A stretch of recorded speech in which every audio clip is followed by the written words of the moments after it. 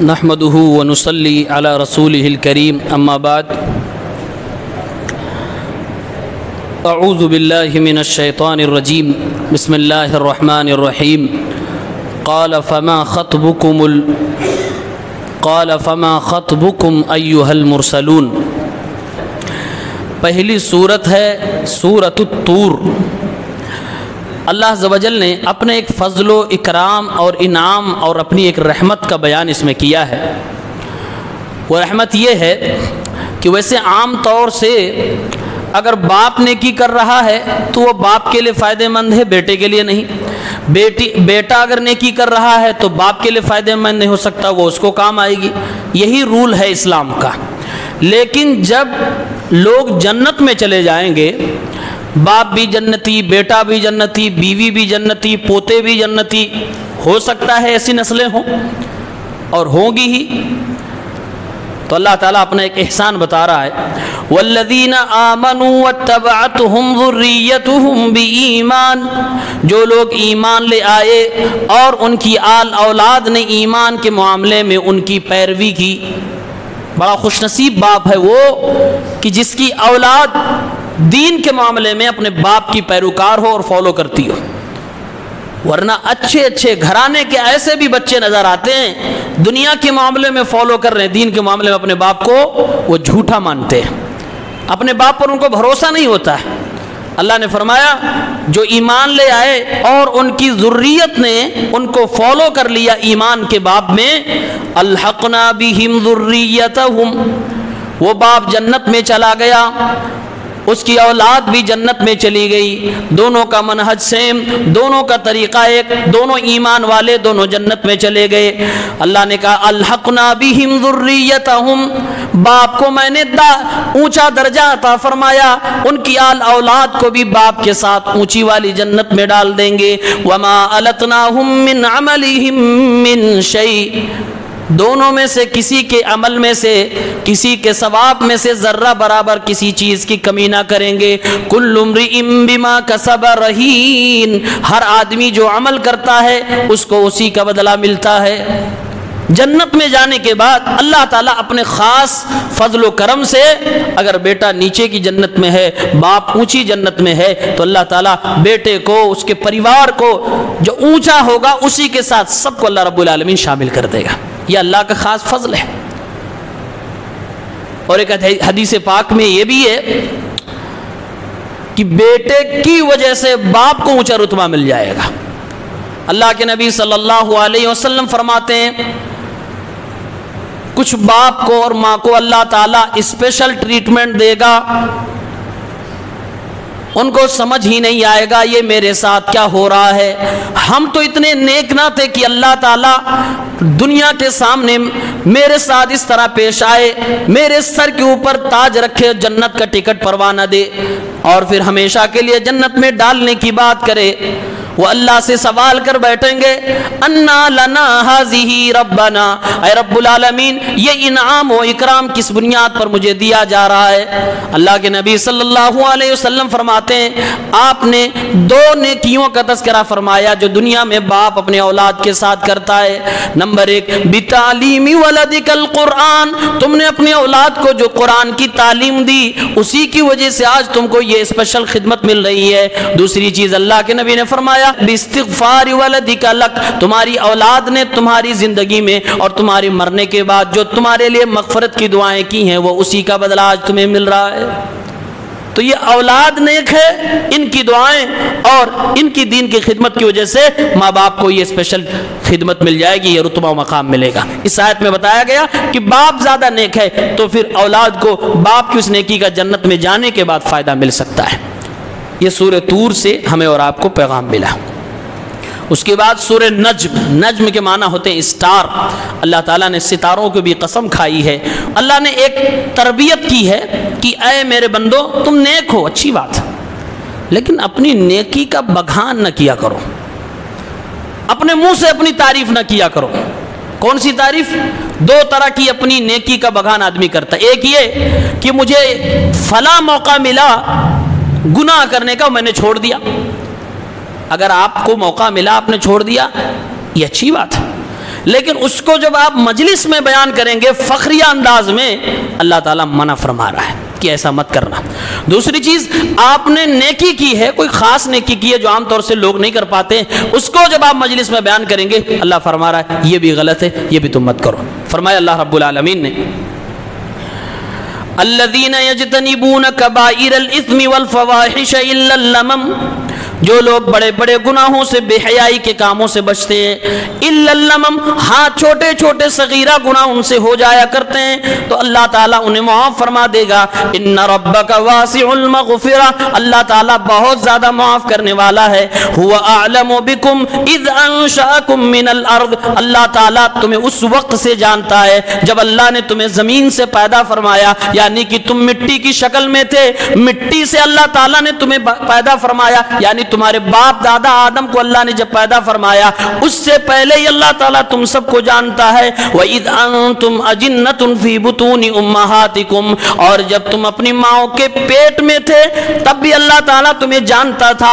فَلَا تُزَكُّوا أَنفُسَكُمْ، اپنی نیکیوں کا بخان نہ کیا کرو، اپنے آپ کو سب سے زیادہ نیک ثابت کرنے کے لیے محفلوں میں جلوانہ بکھیرا کرو۔ هُوَ أَعْلَمُ بِمَنِ اتَّقَى، وہ اللہ جانتا کہ کون متقی ہے، اللہ کو بتانے کی ضرورت نہیں ہے۔ اسی لیے علماء نے منع کیا ہے کہ نماز میں جو لوگ کھڑے ہو کر کہتے ہیں کہ میں نیت کرتا ہوں 4 رکعت نماز کی، فرض واسطے فرض کے، منہ میرا قبلہ شریف پیچھے اس امام کے، کہا یہ اسی میں داخل ہے۔ تم کس کو بتا رہے ہو کہ میں نماز پڑھنے آیا ہوں اور فرض نماز پڑھنے آیا ہوں، میں نیت کر رہا ہوں، کس کو تم سنانے آیا ہو؟ بغل والے نمازی سے بتا رہے ہو کہ امام صاحب کو بتا رہے ہو؟ بھائی اللہ کو تم بتانے آئے، اللہ جانتا ہے تم کس لیے آئے ہو۔ شیخ ابن عثیمین رحمۃ اللہ علیہ نے اس آیت سے اس بدعت پر رد کیا، کہا یہ بدعت ہے۔ نبی پاک صلی اللہ علیہ وسلم کی کسی بھی سنت میں آپ صلی اللہ علیہ وسلم نے مکہ سے مدینہ ہجرت کے بعد پوری 10 سالہ زندگی نماز پڑھائی، اور ہائی لائٹڈ یہ پورشن آپ کی زندگی کا تھا، صحابہ نے ایک ایک جز کو نماز کا نقل کر دیا۔ یہ بھی بتایا میرے نبی جب تشہود میں ہوتے تو انگلی ہلایا کرتے تھے، دعا برابر کیا کرتے تھے، آپ ترچھی نگاہوں سے اپنی اس شہادت کی انگلی کو دیکھا بھی کرتے تھے۔ اللہ کے نبی صلی اللہ علیہ وسلم جب سجدے میں ہوتے تو آپ کے جسم کے 7 اعضاء جسم پہ زمین پہ ٹچ ہوتے تھے، بغل کی یہ سفیدی دکھا کرتی تھی، باریک باریک چیزوں کو صحابہ نے بتایا۔ لیکن کمال ہو کسی بھی حدیث کی کتاب میں اشارہ مل جائے کہ نبی پاک صلی اللہ علیہ وسلم نے یا آپ کے صحابہ نے کبھی زبان سے کہہ کے نماز کی نیت کی ہو، کہیں وجود ہی نہیں ہے۔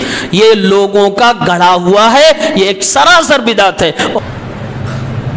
2 چیزیں ہیں تزکیہ کے اندر، اللہ نے ایک کی تعریف کی ہے اور ایک سے منع کیا ہے۔ یہ آپ کے سامنے جو منع ہے کہ آدمی منہ سے کہتا ہے تو یہ منع ہے۔ اللہ تعالیٰ نے فرمایا تمہیں کہنے کی ضرورت نہ پڑے، تم اتنے نیک بن جاؤ کہ تمہارا کام بولنے لگے، تمہاری نیکی بولنے لگے، وہ ایک دعوت و تبلیغ بن جائے، تو یہ کوئی حرج کی بات نہیں ہے۔ اللہ نے اس کی تعریف کی ہے، قد افلح من زکاہا، کامیاب ہے وہ بندہ جس نے اپنی پاکی اور صفائی کر لی۔ کیسے کر لی؟ نمازوں کے ذریعے سے، زکوٰۃ ادا کر کے۔ وہ مجلسوں میں اپنی نیکیوں کا بخان نہیں کرتا، وہ مجلسوں میں اپنے تقویٰ کا جلوہ نہیں بناتا، بلکہ وہ کام جو کرنے کا ہوتا وہ کر ڈالتا ہے، اپنی زبان سے اپنی نیکیوں کی تعریف نہیں کرتا۔ میں تو یہ موقع ملا، میں چاہتا تو راتوں رات کروڑ پتی بن جاتا، میں چاہتا تو یہ کام کر لیتا، یہ حاصل کر لیتا، لیکن میں نے نہیں کیا۔ فخری انداز میں جو انسان بیان کرتا ہے، اللہ فرما رہا ہے تم ایسا نہ کرو، ہوا اعلم بمن اتقى، اللہ جانتا ہے کہ تم کتنے پانی میں ہو۔ ہاں کبھی اگر ضرورت پڑ جائے، کبھی اگر اتفاق سے ضرورت پڑ جائے، وَأَمَّا بِنِعْمَةِ رَبِّكَ فَحَدِّثْ، تو آپ اس نعمت کو بیان کر سکتے ہیں، لیکن فخری انداز میں نہیں، آپ اس نعمت کو بیان کر سکتے ہیں۔ اس کے بعد سورہ قمر، قمر کے معنی ہوتے ہیں چاند۔ اس صورت میں چاند کے 2 ٹکڑے ہونے کا اللہ تعالیٰ نے ثبوت دیا ہے، اسی لیے سورت کا نام سورہ قمر ہے۔ اس کی آیت نمبر 40 میں اللہ تعالیٰ نے کہا ہم نے قرآن کو آسان کر دیا ہے کوئی اس قرآن کریم سے نصیحت حاصل کرنے والا؟ ایک صورت میں یہی اسٹیٹمنٹ سیم بغیر کسی ایک حرف کے بدلے 4 بار اللہ نے کہا، وَلَقَدْ يَسَّرْنَا الْقُرْآنَ لِلذِّكْرِ فَهَلْ مِن مُدَّكِرٍ، ہے کوئی قرآن کریم سے نصیحت حاصل کرنے والا؟ اس میں آگے اللہ نے ایک اور بات کہی، انا کل شیء خلقناہ بقدر، دنیا میں جتنی بھی چیزیں پیدا کی گئی ہیں سب کو میں نے ایک اندازے کے مطابق پیدا کیا ہے، تقدیر کے حساب سے پیدا کیا ہے۔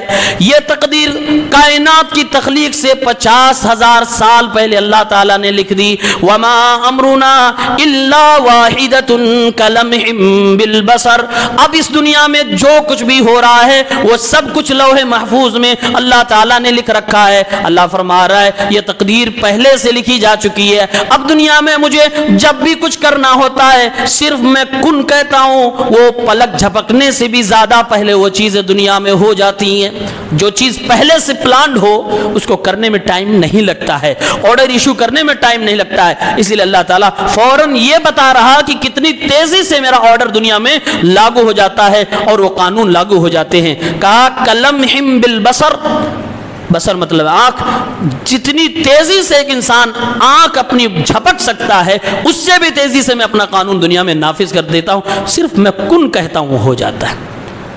ہر چیز تقدیر کے حساب سے ہو رہی ہے، چل رہی ہے۔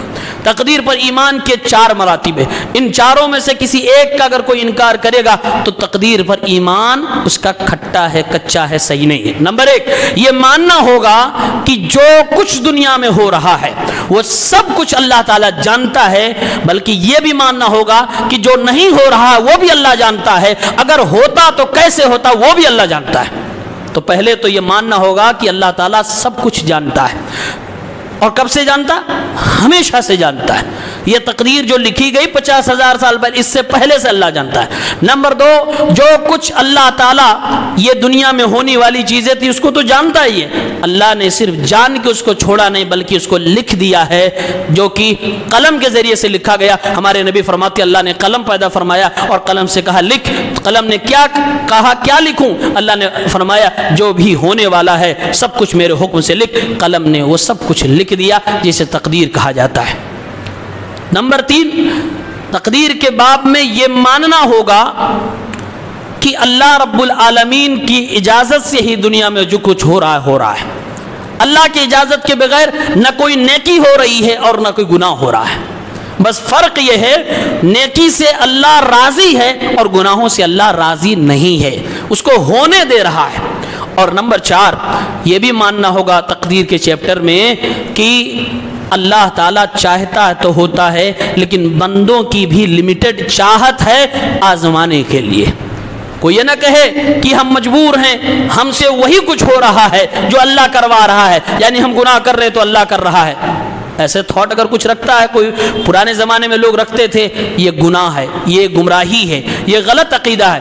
ہماری اپنی بھی چاہت ہے، اللہ نے فرمایا وَمَا تَشَاءُونَ، تمہاری چاہت ہے، تمہاری چاہت ہے، ہماری اور آپ کی چاہت کا ثبوت قرآن کریم دیتا ہے، لہٰذا ہماری اپنی بھی چاہت ہے، اس لیے تو ہم آزاد ہیں، تبھی تو ہماری آزمائش ہو رہی ہے کہ یہ نیکی ہے یہ برائی ہے، تم نیکی کرتے ہو کہ برائی کرتے ہو، یہ لمیٹڈ تمہاری چاہت ہے، اسی کے مطابق تمہاری آزمائش ہے، یہ بھی ماننا ہوگا۔ یہ چاروں چیزیں جب بیک وقت ہم تسلیم کریں گے، عقیدہ رکھیں گے، تو سمجھو ہم تقدیر پر ایمان رکھ رہے ہیں، ورنہ تقدیر کے معاملے میں ہم بے ایمان ہیں۔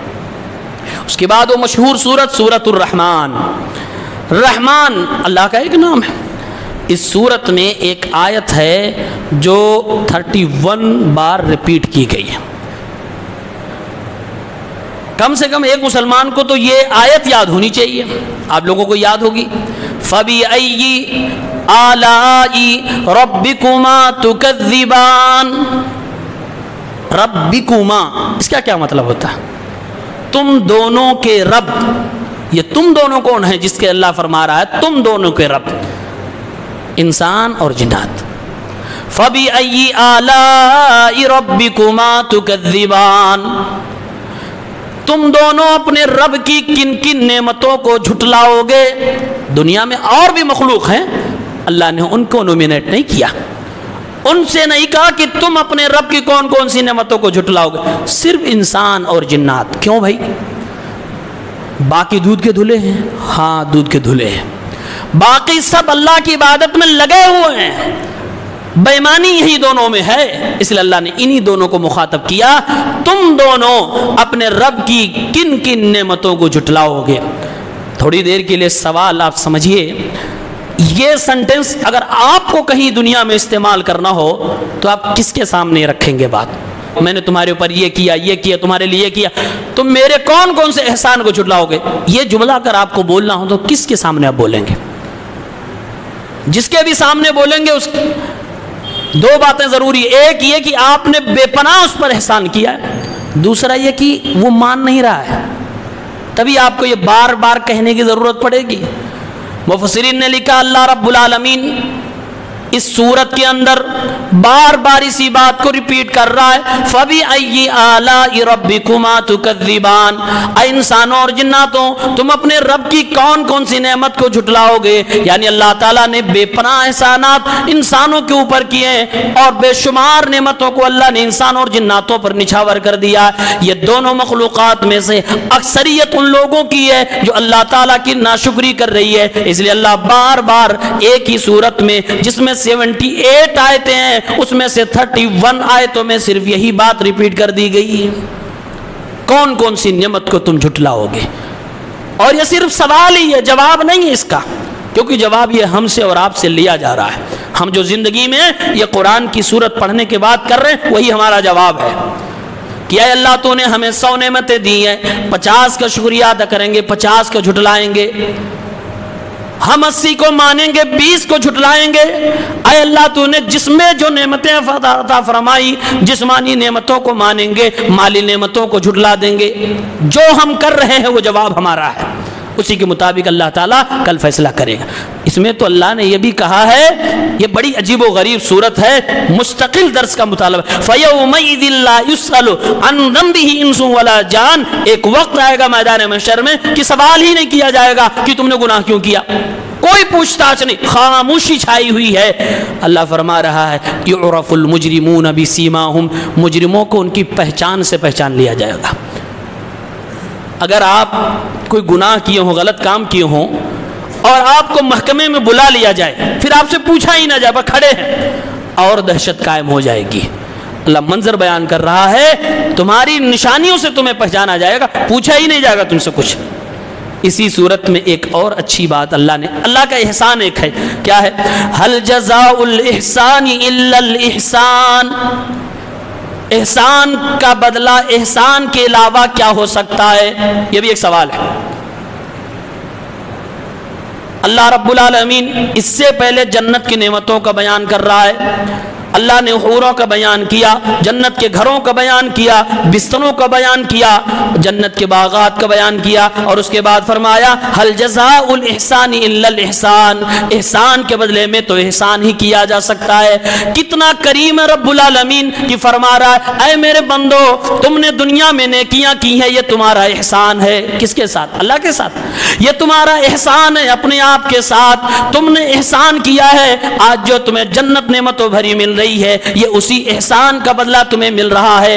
آج دنیا میں ہم جو نیکی کر رہے ہیں وہ سچ میں احسان ہے، نیکی میں جتنا خلوص ہوگا اتنا زیادہ بڑا احسان ہوگا۔ ہمارے نبی صلی اللہ علیہ وسلم فرماتے ہیں اے لوگو، احسان اسے کہتے ہیں کہ جب تم اللہ کی عبادت کرو تو یہ تصور کرو کہ تم اللہ رب العالمین کو دیکھ رہے ہو، اور اگر یہ تمہارے دل میں بات نہ آ پائے تو کم سے کم یہ سوچو کہ اللہ تعالیٰ مجھے دیکھ رہا ہے۔ اسی چیز کو احسان کہتے ہیں۔ زمین پہ رہتے ہوئے، سوتے جاگتے ہوئے دماغ میں یہ اگر بات بیٹھ جائے کہ اللہ ہمیں دیکھ رہا ہے تو اللہ فرما رہا ہے یہی احسان ہے۔ اللہ کہتا ہے یہ جو تم زندگی احسان والی گزار کے آئے ہو اس کا بدلہ تو جنت ہی تھا۔ یہ ایک احسان نہیں، یہ ڈبل احسان ہے۔ اس میں اللہ تعریف جنتیوں کی کر رہا ہے، لیکن حقیقت میں تعریف پلٹ کے اللہ کی طرف جا رہی۔ کیوں؟ سوال یہ ہے اے اللہ رب العالمین دنیا میں بے شمار لوگ ہیں، کروڑوں اربوں لوگ ہیں، لیکن کیا میری فضیلت تھی کہ تو نے نیکی کرنے کی توفیق مجھے ہی دی؟ یہ اللہ کا خاص احسان ہے۔ اللہ تعالیٰ ایک بار بندے کو نیکی کرنے کی توفیق عطا فرماتا ہے، بندہ نیکی کر لیتا ہے، پھر اللہ رب العالمین اس کو قبول فرما لیتا ہے۔ اللہ نے جب توفیق دی تو یہ اللہ نے ایک احسان کر دیا، بندے نے جب نیکی کر لی اللہ نے اسے قبول کر لیا، دوسرا احسان کر دیا۔ اب انسان جنت میں جا رہا ہے، اللہ فرما رہا ہے میرے بندے تمہیں احسان کر کے آئے ہو، احسان کا بدلہ تو احسان ملے گا۔ قدم قدم پہ اللہ بندے کے ساتھ احسان کر رہا ہے، لیکن کریڈٹ کسے دے رہا ہے؟ نیک لوگوں کو دے رہا ہے۔ یہ ہمارا رب ہے۔ اسی لیے اس سورت کا نام سورۃ الرحمن ہے۔ اور اس احسان کو اگر دنیا کے اپنے معنی میں لیا جائے، جس کو ہم سمجھتے ہیں احسان، کہ ایک بندہ کسی بندے کے ساتھ کچھ مدد کر دے بغیر کسی فائدے کے، بغیر کسی لالچ و غرض کے کسی کے ساتھ اچھا کر دے، اسی کو احسان کہتے ہیں۔ تو یہ دنیا میں بھی قانون لاگو ہوتا ہے کہ اگر آپ کے ساتھ کوئی احسان کرے تو ہماری دینی تعلیم کہتی ہے کہ آپ بھی اس کے ساتھ احسان کرو۔ بھائی ہو سکتا ہے احسان نہ کر سکتے ہو اس طرح، ہمارے نبی پاک صلی اللہ علیہ وسلم نے فرمایا اگر کوئی شخص تمہارے ساتھ کوئی بھلائی کا کام کرے تو تم بدلہ دے دو۔ اے اللہ کے نبی کیسے بدلہ دے دیں گے؟ وہ ہمیں مال دے رہا ہے، وہ ہمیں ہمارا کیئر کر رہا ہے، وہ محبتیں نچھاور کر رہا ہے، ہم کیسے اس کا بدلہ دے دیں گے؟ وہ تو ہم سے بڑا ہے، وہ تو ہم سے اچھا ہے، کیسے دے دیں گے؟ ہمارے نبی صلی اللہ علیہ وسلم نے فرمایا ایک جملہ کہہ دیا کرو، دنیا کے ہر احسان کے مقابلے میں وہ جملہ کافی ہوگا۔ کون سا جملہ؟ جزاکم اللہ خیرا، اللہ تعالیٰ تمہیں بہترین بھلائی عطا فرمائے، بدلہ اچھا عطا فرمائے۔ اللہ کے نبی فرماتے ہیں یہ جو تم نے جملہ جزاکم اللہ خیرن کہہ دیا، یہ وہ احسان ہے، یہ وہ بدلہ ہے کہ اس کے سامنے دنیا والے کتنی بڑی بھی احسان کی بات اور احسان کا کام آپ کے ساتھ کر جائے، اگر یہ جملہ تم نے ادا کر دیا تو تم نے برابر معاملہ کر دیا۔ بہت بڑی دعا ہے جزاکم اللہ خیرن۔ لوگ بولتے تھینک یو، شکریہ، شکریہ میں وہ بات نہیں، تھینک یو میں وہ بات نہیں جو جزاکم اللہ خیرن، یہ کمپلیٹ دعا ہے۔ جزاکم اللہ خیرن یہ دعا ہے، اللہ آپ کو بدلا دے کیا؟ خیرن، ساری دنیا اور آخرت کی بھلائیاں تمہیں عطا فرما دے، صرف دنیا کی نہیں، دنیا کے بعد آخرت کی بھی بھلائیاں تمہیں عطا فرما دے، یہ اس دعا کے اندر شامل ہے۔ تو شکریہ اور تھینک یو آپ کو بولنا بولیے، لیکن اس کو مس نہ کریے، میرے نبی نے بتایا کہ بدلہ ایسے دیا کرو۔ یہ ہے سورہ رحمان۔ اس کے بعد سورہ واقعہ ہے۔ سورہ واقعہ اس کے اندر قیامت کا تذکرہ ہے۔